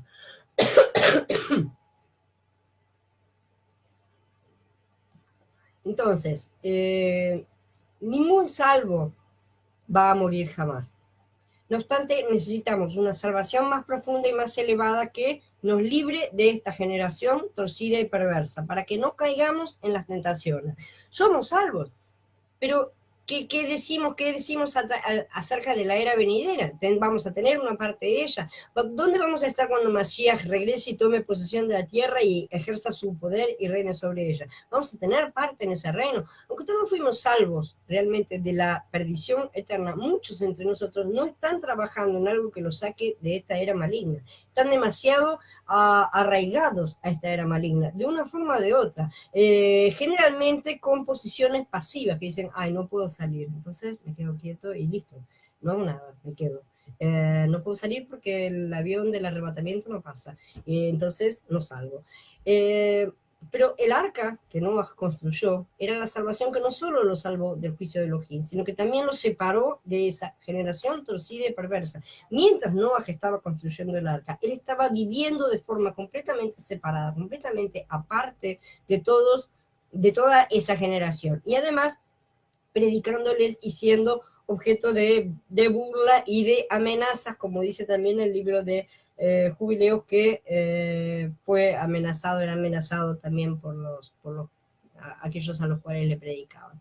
Entonces, Elohim nos ordena que salgamos de en medio de esa generación, que no toquemos nada inmundo, y nosotros seguimos acá metidos y sin preocuparnos demasiado. Ese es el problema. Yo no escucho a los que preguntan, ¿qué haremos, hermanos? Como dijeron 3.000 en Hechos 2:37, ¿no es cierto? Con tantos miles se salvaron. Esto no es para salvación de la perdición, sino para salvación de esta generación torcida y perversa, y para trabajar para la novia, para salvación de otras personas que todavía no están perdidas. Es para limpiar nuestras ropas, preparar nuestras lámparas y no ser encontrados vacíos cuando pensábamos que estábamos llenos. Entonces, mientras los apóstoles, por ejemplo, también predicaban las buenas nuevas, ellos también estaban edificando el arca, la cual iban a disfrutar de la plena salvación. ¿Qué era el arca? Era el Mashiach corporativo, era el cuerpo del Mashiach, que es la novia. Mientras los apóstoles predicaban al Mashiach individual, al mismo tiempo construían al Mashiach corporativo. Esa es la forma, ¿sí? Mediante el Mashiach corporativo, millares de personas no solo fueron salvas del juicio de Elohim, sino también de esa generación torcida y perversa. Si nosotros hoy somos fieles a Yahweh, debemos hacer exactamente lo mismo. Por una parte, predicamos las buenas nuevas. Por otra parte, edificamos el arca. Lo que predicamos es lo que edificamos. Lo que predicamos no es una teoría o una doctrina o ideas, ¿sí? Predicamos lo que estamos edificando, porque de esa manera el mundo ve lo que estamos haciendo. El mundo en aquel entonces veía el arca que Noah estaba construyendo. No era solo Noah hablando y diciendo cosas y ni de dónde está el arca, Noah, ¿de dónde estás construyendo? No, estaba ahí y todo el mundo la veía. Se burlaban de cualquier manera, no interesa. ¿Sí? No nos interesa lo que hagan los otros, sino si nosotros no predicamos, recordemos que su sangre caerá sobre nuestra cabeza. Eso es importante. Entonces nosotros debemos predicar lo que estamos edificando, y separados no edificamos nada. Si las piedras no se unen, no hay edificio. Las piedras sueltas no forman un edificio, ¿sí? Son un montón de piedras sueltas y nada más. Si las células no se unen, no hay cuerpo. El cuerpo no funciona. O sea, con nuestra vida, con nuestra obra, edificamos a lo que estamos predicando a los demás, pero unidos en la novia. No podemos hacerlo de forma individual. Con el tiempo vamos a entrar en aquello que hemos edificado. Otros también pueden entrar, ¿sí? Entonces el arca edificada nos va a salvar de esta generación condenada. Debemos empezar a construir el arca. Debemos empezar a construir el edificio de Yahweh. Debemos empezar a construir la novia. No porque la novia no haya sido construida hasta ahora. Como ya hemos dicho, a lo largo de todas las generaciones siempre hay un remanente. Siempre hay un remanente aquí, otro más allá y todo lo demás, pero debemos construirlo. No debemos esperar a decir, bueno, si hay un remanente, que lo construya. Ustedes no quieren formar parte de ese remanente, porque el que no forme parte de ese remanente va a quedar afuera. Entonces, debemos decidir dónde queremos ser encontrados cuando llegue Mashiach, ¿sí? Hay demasiadas piedras sueltas en este momento, cada una diciendo su opinión en vez de trabajar juntas en un mismo parecer. Cada uno dice lo que le parece con poco con poco respaldo, muchas veces espiritual y muchas veces intelectual también, porque no debemos olvidar que no solo somos sacerdotes, sino que el sacerdote tenía que esperar 30 años para poder comenzar a ejercer sus funciones, ¿no es cierto? Entonces, durante todo ese tiempo el sacerdote se preparaba para lo que iba a llegar a ser. Debemos recorrer el camino del sacerdocio para poder llegar a cumplir las funciones en el momento correcto, pero también debemos cumplirla cuando ya hemos llegado al momento. Entonces, estamos viendo arcas, estamos viendo el edificio de Yahweh hoy, vemos a la novia, o vemos miles de grupitos sueltos y divididos. Si vemos al Ruach moviéndose en algún lado, es ahí donde debemos hacer la obra, porque el Ruach se mueve y nosotros no sabemos de dónde viene y a dónde va. Por eso debemos seguirlo siempre. Entonces, nosotros predicamos al Mashiach, no alcanza. Tenemos que edificar también a Mashiach. Tenemos que predicarlo a pala y espada, las dos cosas al mismo tiempo. En una mano, la pala del trabajo del edificio, en la otra, la espada de la palabra. Eso significa que vivimos por Mashiach y con Mashiach. Expresamos a Mashiach, nos aferramos a Mashiach y lo mostramos al mundo. Esta es la edificación que debemos llevar a cabo. Al mismo tiempo, edificamos la congregación de los creyentes. Porque de la manera que el cuerpo es uno solo y tiene muchos miembros, y que todos los miembros del cuerpo, aunque son muchos, son un solo cuerpo, así también es el Mashiach, nos dice con un Tiyim Aleph en el capítulo 12. La novia es el cuerpo de Mashiach, que en cierto sentido es, como ya dijimos, el arca de hoy. Millares de personas son salvas al entrar en la novia, pero muchos se quedan ahí en la puerta, en el primer piso, ¿sí? Otras entran en denominaciones y se mueren, se apagan, la semilla que cae fuera de la mala tierra. Entonces, siguen sus vidas metidos en el sistema porque no pueden apoyarse unos en otros, y eso es lo que Hasatán busca, que la novia no sea edificada, que las piedras de la novia no tengan comunión unas con otras. Muchos hoy hemos salido de denominaciones equivocadas, y eso es correcto. Está bien que hayamos salido, no es que esté equivocado. Pero eso no quiere decir que debamos permanecer sueltos para siempre. No fuimos creados para ser piedras rodantes, no somos Rolling Stones, ¿sí? Somos piedras que debemos ser unidas al edificio, debemos ser labradas para ser parte de un edificio. Sin edificio seguimos siendo estériles. Esta salvación, además, no es solo para la humanidad, sino para todos los seres vivientes. La salvación es para toda la creación. El arca no solamente sirvió para salvar al hombre, sino también el resto de los seres vivientes, ¿verdad? Entonces, ¿esto qué significa? Sin embargo, vemos a Yahshua, quien fue hecho poco inferior a los mensajeros, coronado de gloria y honra por haber padecido la muerte, para que por el favor de Elohim la muerte que él probó resulte en beneficio de todos. Mashiach gustó la muerte no solo por todos los hombres, sino también por todas las cosas, por toda la creación que Yahweh había realizado, ¿sí? Como le indica el original griego, dice, la palabra traducida como todos, es en verdad una palabra que nosotros no tenemos, pero que incluye todas las declinaciones. Es una palabra que une todo, todos, todas, todos, ¿sí? Todas las versiones quedan unidas en esta palabra. Entonces, lo correcto sería traducir todo, como un todo, ¿sí? No hay nada que quede afuera, no son todos, todas, está todo incluido, ¿sí? Entonces, es por eso que dice que Yahweh ha reconciliado todas las cosas consigo por medio de Mashiach, y por medio de él reconciliar consigo mismo todas las cosas, tanto sobre la tierra como en el cielo, después de hacer la paz mediante su sangre en el madero, dice Colosenses en el capítulo 1. Las criaturas y los seres humanos estaban en el arca, ¿verdad? Entonces Mashiach experimentó una muerte, todo inclusive por toda criatura, por todas las cosas. Por eso dice que toda la creación está esperando la consumación de esta salvación. La creación entera debía ser salva y debía volver a las manos de Yahweh.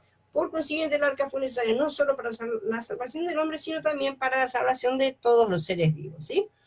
Ahora vamos a tocar el último punto, y ya terminamos, lo que hizo Noah en su vida. Finalmente, después de haber construido el arca, entró en el arca con su familia, con los demás seres vivientes. En el mismo día, Noah y los hijos de Noah, Shem, Jam y Jefet, entraron en el arca con la esposa de Noah y las 3 esposas de sus hijos. Ellos y todas las bestias de cada especie, todo el ganado de cada especie, toda especie de reptiles, toda ave, todo lo que tiene alas, vinieron a Noah y entraron en en el arca, 2 de cada animal en los que había aliento de vida. Así todos los que entraron eran el macho y la hembra de cada especie, como Yahweh había ordenado. Y Yahweh cerró la puerta. Bereshit, capítulo 7. O sea, un día después de que Noah preparó el arca, probablemente mientras el cielo todavía estaba despejado, Elohim pidió, le ordenó que entrara en el arca, que trajera a su esposa, a sus hijos y sus nueras, y entraron también todos los animales que Yahweh determinó que entraran. Después de entrar en el arca, Yahweh mismo cerró la puerta. Su entrada en el arca tipifica nuestra entrada en Mashiach, ¿verdad? A pesar de que entramos libremente, una vez que estamos adentro, no tenemos ninguna posibilidad de salir. Ya no podemos salir nunca más, ¿sí? Estamos metidos ahí adentro y no hay vuelta atrás. De manera que es para dejar claro que la salvación no se pierde, ¿sí? La salvación es una cosa distinta de la santificación y eso se puede ver en otro estudio, no ahora. Pero la salvación no se puede perder. Cuando creemos en Yeshua HaMashiach, nunca más vamos a poder salir de él. Nos corresponde entrar, elegir entrar, ¿sí? Pero no vamos a poder salir nunca. Por mucho que nuestras acciones a veces pensemos que hemos caído de la gracia, lo cierto es que nada podrá separarnos del amor de Elohim y que nadie podrá arrebatarnos de su mano. Así que cuando entramos en Mashiach, quedamos sellados. Cuando Noah, su familia y los animales entraron en el arca, la gente probablemente debe haber dicho, miren esos locos, ¿no? ¿Qué están haciendo? No se preocupan por sus hogares, no se preocupan por las cosas que dejan atrás. Dejaron todo para entrar en esa cosa de madera que hicieron. Yeshua dijo que en el día del Hijo del Hombre la situación será exactamente igual que aquella que prevalecía en los días de Noah. La gente comerá, beberá, se casará y se darán casamiento. De repente Él vendrá y como vino el diluvio en los tiempos de Noah, vendrá la nueva forma que no es bajo diluvio, ¿verdad? Cuando llegó el diluvio, Noah y su familia ya estaban en el arca, protegidos, preservados y a salvo. De la misma manera estaremos nosotros cuando Él llegue. Así que nosotros todos debemos ser los Noah de hoy. Debemos seguir los pasos de Noah, a saber, hallar gracia, caminar con Elohim por la fe, recibir la revelación, creer en la palabra de Elohim, testificar de nuestra fe a la gente, salir del sistema, trabajar en la edificación de la novia, apoyarnos unos a otros y entrar en lo que creemos. Finalmente, Elohim nos encerrará en el arca y de esta manera seremos preservados y salvos en el momento final. Entonces ahora quedo a disposición de cualquier pregunta que necesiten hacerme.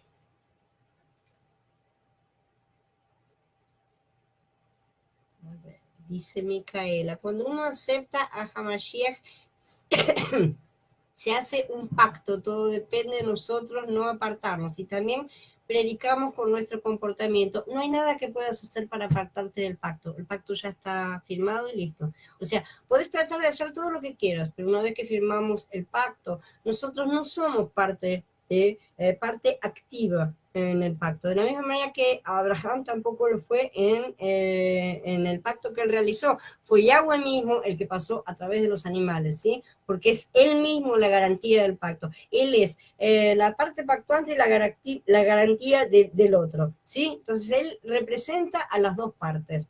Y de la misma manera es en el nuevo pacto. No hay forma de que nosotros podamos quebrantar este pacto. Una vez que hemos entrado en pacto con Mashiach, es pacto eterno, porque es su palabra, no la nuestra.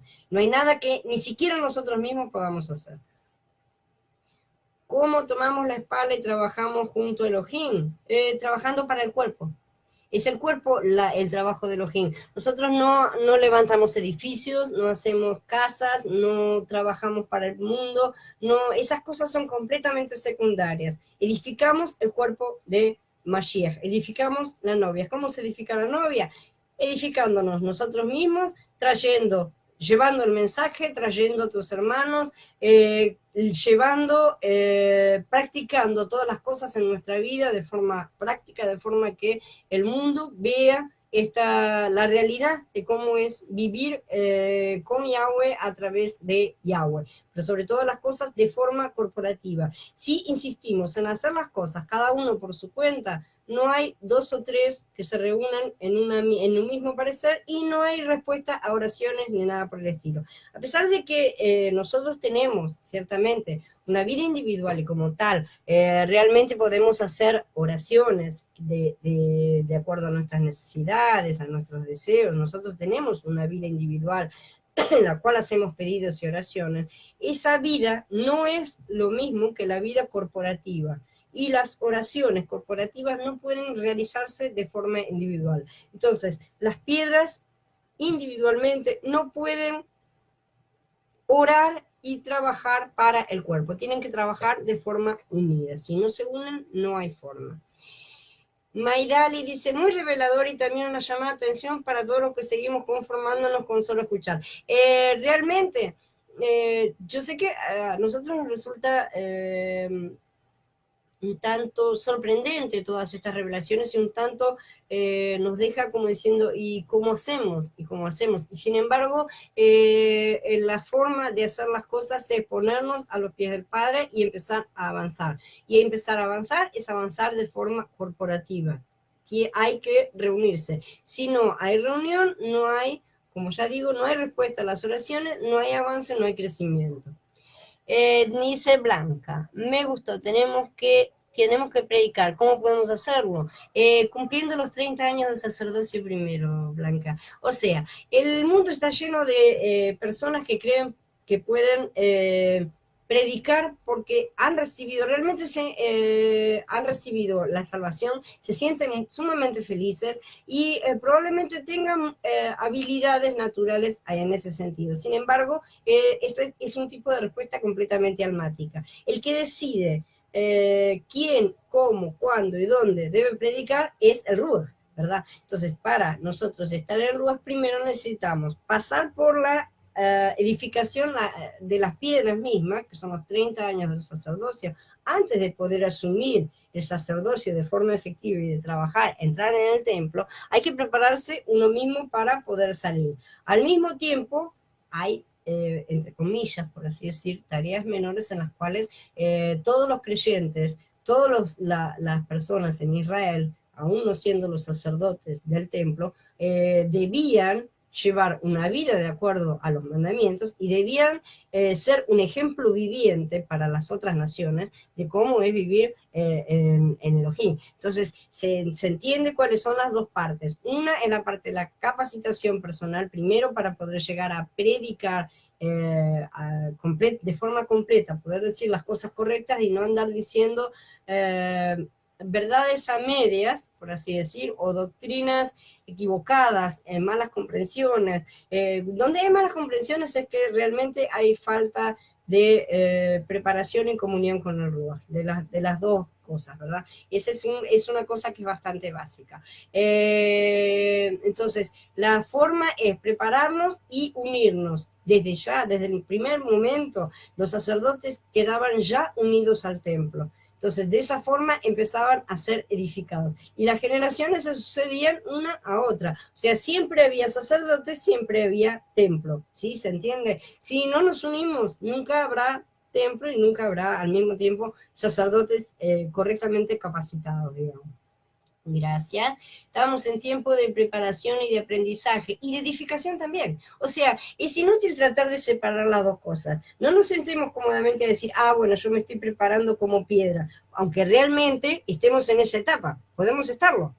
Yo no estoy diciendo que no. Todos pasamos por la etapa de las piedras, pero también debemos estar mirando hacia la edificación. Si hoy como piedras pensamos que no nos corresponde hacer nada por la edificación, estamos completamente equivocados. Hay muchas cosas que las piedras pueden hacer, no como sacerdotes, sino como, justamente digo, como el resto del pueblo de Israel. Aunque no hayan sido oficialmente ordenados, por así decir, hay muchos trabajos, hay muchas tareas que se pueden realizar por y para el cuerpo, ¿sí?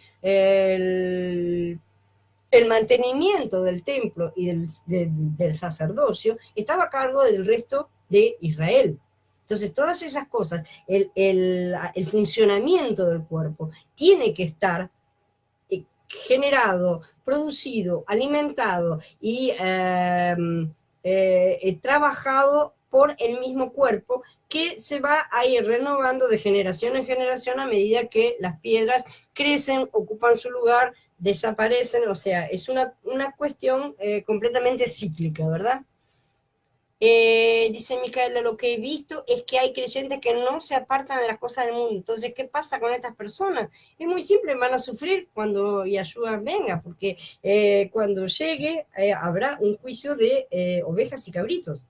Entonces, nosotros tenemos que pensar en qué sucederá en la era venidera. Muchos creen que van a entrar automáticamente, otros creen que va a venir el avión del arrebatamiento. O sea, la mayoría están ciegos y dormidos. Y ese es un grave problema porque muchos van a sufrir más de lo que ya se está sufriendo, aunque muchos no perciben cuánto es el grado, cuál es el grado de sufrimiento en el que estamos pasando hoy porque no tenemos la presencia de Yahweh en nuestras vidas, o la tenemos completamente disminuida porque no nos dedicamos completamente. Sin su presencia, lo que tenemos no es vida, simplemente. Entonces, las personas que no quieren apartarse del mundo, simple y sencillamente están amando más las cosas del enemigo. Y eso es algo que las esclaviza al enemigo mismo, por lo tanto quedan en sus manos. Después la gente viene y se pregunta, ¿por qué estoy enfermo? ¿Por qué me duele acá? ¿Por qué me duele allá? ¿Por qué no prospero? ¿Por qué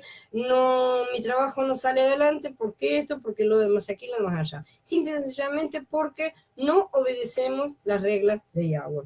Al no obedecerlas, no separarnos del mundo, estamos desobedeciendo y estamos esclavizándonos a Egipto nuevamente. Nosotros en la actualidad vivimos en Egipto, que es la Gran Babel.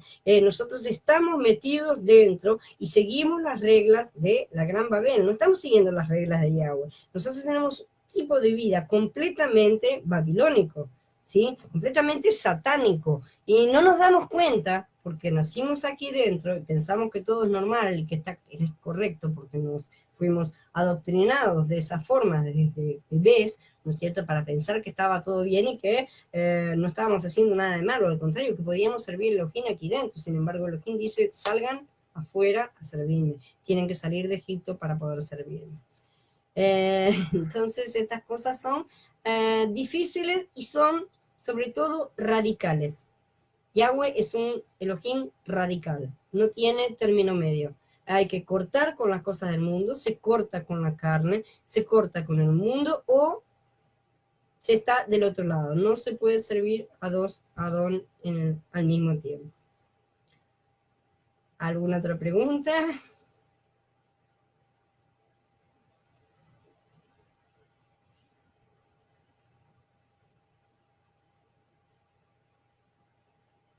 En los próximos días pretendo, si Yahweh apoya, empezar a dar otro tipo de charlas acerca de cuestiones más prácticas, charlas mucho menores, mucho más reducidas, más focalizadas a la vida práctica realmente, a cómo vivir, ¿no?, de forma cotidiana, por así decir.